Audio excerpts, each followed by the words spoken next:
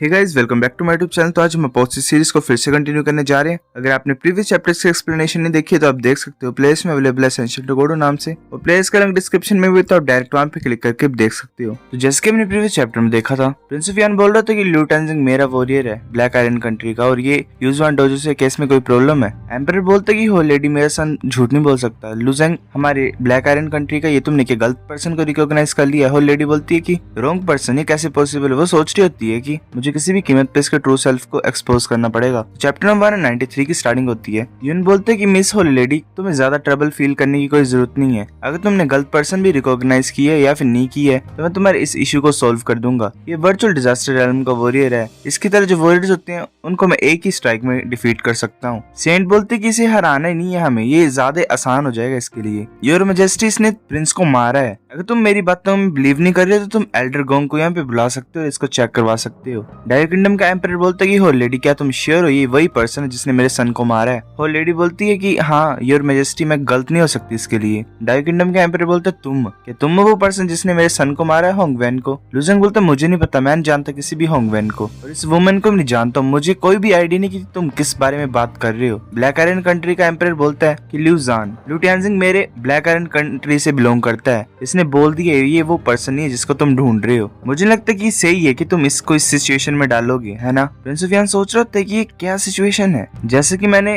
Investigate किया था, जैसे कि उसका रिजल्ट है लिu टानजिंग की आइडेंटिटी कुछ स्पेशल है। मैंने भी और क्राउन प्रिंस ने दोनों ने सीक्रेटली इसके बैकग्राउंड को चेक कर लिया था, और ऐसा है कि लिu टानजिंग इस किंगडम से बिलोंग नहीं करता है। और हमें पता लगा जो अटेंडेंट है लिu टानजिंग का, चा जुनफेंग, वो एक्चुअली डायो किंगडम का और एक डीकन है सीक्रेट सेक्ट का। ऐसे तो इसकी आइडेंटिटी थोड़ी सी कॉम्प्लेक्स है, पर ये ठीक होगा। अगर ये मेरी हेल्प करेगा तो मैं इसको भी हेल्प करूंगा। मैंने इस सिचुएशन में ज्यादा नहीं देखा क्योंकि मैंने सोचा था कि अगर वो मेरी हेल्प करेगा तो क्या ही प्रॉब्लम होगी, पर मुझे नहीं पता था कि ऐसी सिचुएशन आ जाएगी। डायो किंगडम का एम्परर बोलता है कि मैं चाहता हूँ कि तुम ट्रुथ को कन्फेस करो, मैं खुद ही पता लगा लूंगा साउल सर्च करके। वो फिर अपनी साउल के प्रेशर को रिलीज करता है। जो मार्शल आर्टिस्ट होते हैं वो बोल रहे थे तो स्पिरिचुअल अटैक है। डायो किंग ऑफ वॉर अपने स्पिरिचुअल अटैक को यूज कर रहे हैं। ये जो वॉरियर है लिu टानजिंग, ये तो बड़ा डीप ट्रबल में है। जो डिवाइन सी रेलम के वॉरियर्स होते हैं, अगर वो स्पिरिचुअल सप्रेशन को यूज करे तो जो वॉरियर होते हैं वर्चुअल डिजास्टर रेलम के, वो एक इडियट बन जाते हैं। मैंने एक्सपेक्ट नहीं किया था कि डायो किंग ऑफ वॉर एक जूनियर के ऊपर ऐसा अटैक यूज करेगा। जो मार्शल आर्टिस्ट होते हैं वो बोल रहे होते हैं, जो ब्लैक आयरन कंट्री के मार्शल आर्टिस्ट होते हैं वो बोल रहे होते हैं हमारे लिए डिफिकल्ट था हम लू जेंग को यहाँ पे लाई चैलेंज करने के लिए, और तुम एक किंग हो डायो किंगडम के, और तुम ऐसे कैसे स्पिरिचुअल अटैक को यूज कर सकते हो उसके ऊपर। दूसरे बोल रहे होते हैं हाँ ये अनफेयर है, ये ऑन पर्पस ही कर रहे हैं हमारे सभी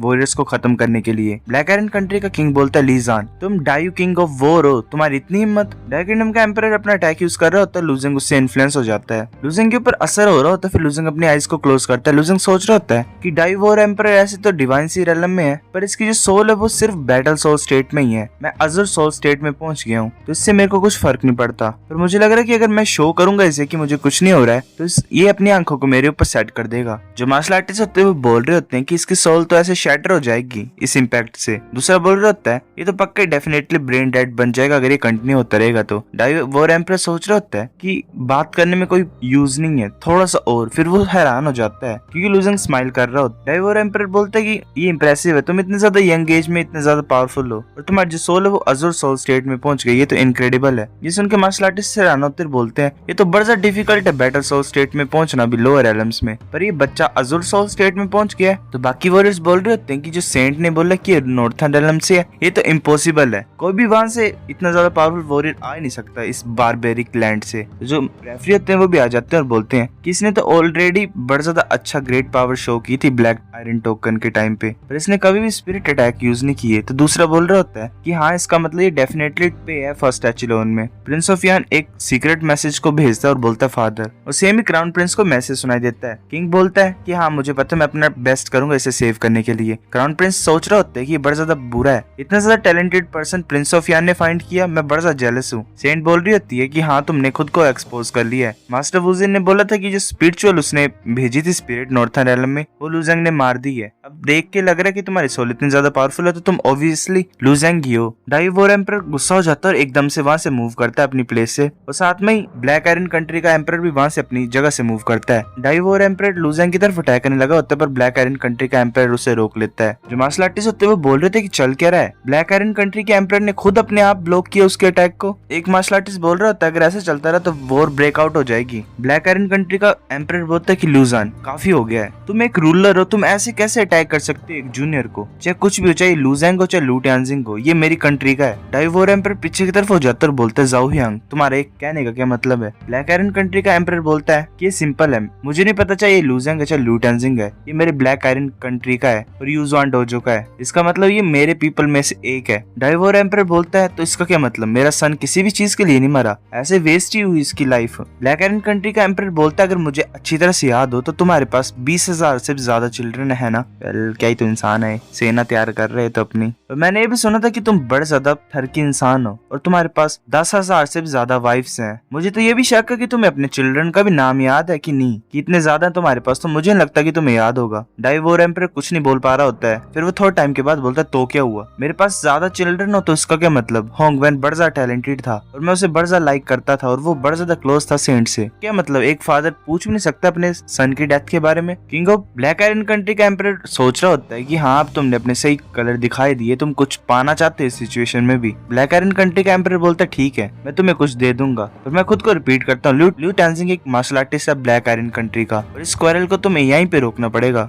और अब तुम इंटरफेयर नहीं करोगे फाइट में। ब्लैक आयरन कंट्री का एम्परर बोलता है लू टानजिंग बोलता है यस। एम्परर बोलता है कि मेरे सन ने तुम्हें बोला है उसे रिप्रेजेंट करने के लिए, तो तुम्हें एक अच्छा शो दिखाना पड़ेगा और ध्यान से। लूजेंग बोलता है मैं समझता हूँ। डाइवोर एम्परर भी वहां से चल पड़ता है। लूजेंग आगे की तरफ देख रहा होता है। यून बोलता है कि तुम्हारी सोल जो है वो स्ट्रॉन्ग है, पर तुम्हारी फिजिकल कैपेबिलिटीज का क्या सीन है। लूजेंग बोलता है शांत हो जाओ, मैं अपने स्पिरिचुअल अटैक्स को यूज नहीं करूंगा। यून गुस्सा हो जाता है और सोच रहा होता है तो बड़ा ज्यादा एरोगेंट है, ये तो मेरे से ज्यादा एरोगेंट है। डाइवोर एम्परर बोल रहा होता है कि ये अच्छी बात है, ये कॉन्फिडेंट है। लोंग टाओ ये वर्दी है, तुम अपनी फुल स्ट्रेंथ को यूज करना यहाँ पे। यून बोलता है कि मुझे ब्लेम मत करना क्योंकि तुम खुद गिव अप कर रहे हो स्पिरिचुअल एडवांटेज के ऊपर। यून सोच रहा होता है कि जैसे कि एम्परर ने बोला मैं इसे सिंपली डिफीट ही नहीं कर सकता हूँ, मुझे इसे मारना ही पड़ेगा। लूजेंग भी अपनी स्वॉर्ड को बाहर निकाल देता है। यून हैरान होता है, सोच रहा होता है high grade relic. Black iron country का एम्परर बोलता है कि जी हुआ तुमने दी है इसे क्या ये। प्रिंस ऑफ यान बोलते फादर लू टानजिंग ने कभी मुझसे वेपन नहीं मांगे, ये इसी की ही है। ब्लैक आयरन कंट्री का एम्परर बोलता है कि इसके ओरिजिन सिंपल नहीं है,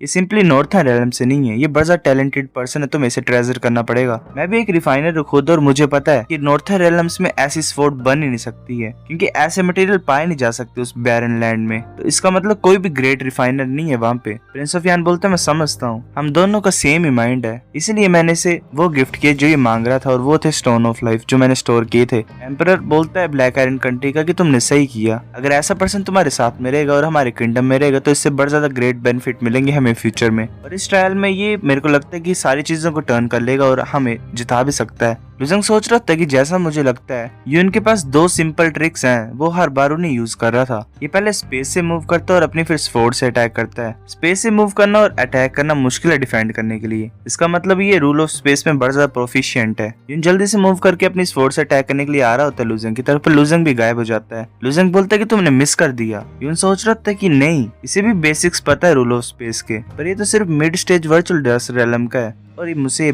ऐसे बेकार सी बातें कर रहा है। मार्शल आर्टिस्ट बोलते हैं कि सीरियसली। लूजेंग रूल ऑफ स्पेस को भी जानता है और ऐसा लग रहा है कि ये हाई है, ये मतलब सेकंड लेवल तक लग रहा है। एक मार्शल आर्टिस्ट बोल रहा होता है कि यून ने ऑलरेडी थर्ड लेयर तक लर्न किया, मुझे नहीं लगता कि लू टानजिंग यहाँ पे कुछ कर पाएगा अगर वो अपने स्पिरिट अटैक्स को यूज नहीं करेगा तो। यून बोलता है कि मुझे ऐसा लग रहा है कि मुझे सीरियसली लेना पड़ेगा। लूजेंग बोलता है क्या तुम सीरियस नहीं थे क्या। यून जल्दी से अटैक करने के लिए आ रहा होता है लूजेंग की तरफ और वो वहां से गायब हो जाता है। लूजेंग यहाँ वह देख रहा होता है और बोलता है कि वो कहाँ पे गया। लूजेंग सोच रहा था मैं इसे सेंस नहीं कर पा रहा हूँ, ये तो ऐसा लग रहा है कि इस दुनिया से गायब हो गया है। फिर हमें बताया जाता है कि जब कोई first level of rule of space को लर्न करता है तो वो एक स्पेस से दूसरे स्पेस में ट्रांसपोर्ट हो सकते हैं, टेलीपोर्ट हो सकते हैं। पर ऐसे ऑन सरफेस लगता है देखने में, पर एक्चुअल में होता है कि 2 पॉइंट्स के बीच में वो मूव करते हैं रूल ऑफ स्पेस में। एक पॉइंट से एंटर करते हैं, दूसरे पॉइंट से वो लीव करते हैं। जब कोई सेकंड लेवल को लर्न करता है तो वो फ्लो भी कर सकते हैं स्पेस में, जैसे आसमान में भी रह सकते हैं वो, पर तुम ग्रेविटी को एस्केप नहीं कर सकते हो और कुछ टाइम के वो शैटर हो जाता है, तुम शो हो जाते हो। जब कोई फर्स्ट सेकंड लेवल दोनों को लर्न कर लेता है रूल ऑफ स्पेस को, तो वो ऐसी एबिलिटीज को पा लेते हैं जैसे वो वेपन को भी फोर्ज कर सकते हैं, जैसे कि इसने स्पेस आर्मर और स्पेस शैटरिंग स्वॉर्ड को लर्न किया है जो कि यून यूज कर रहा है। ये एक्चुअली फर्स्ट और सेकंड से नहीं, ये third layer of rule of space से है। जो ओबेलिस्क था जेन्युइन ड्रैगन रियलम में, उसमें सिर्फ फर्स्ट लेवल ही था रूल ऑफ स्पेस का, और मैंने second level tower of sin में लर्न किया था। मेरा गैस यही है कि जो थर्ड लेवल है वो तुम्हें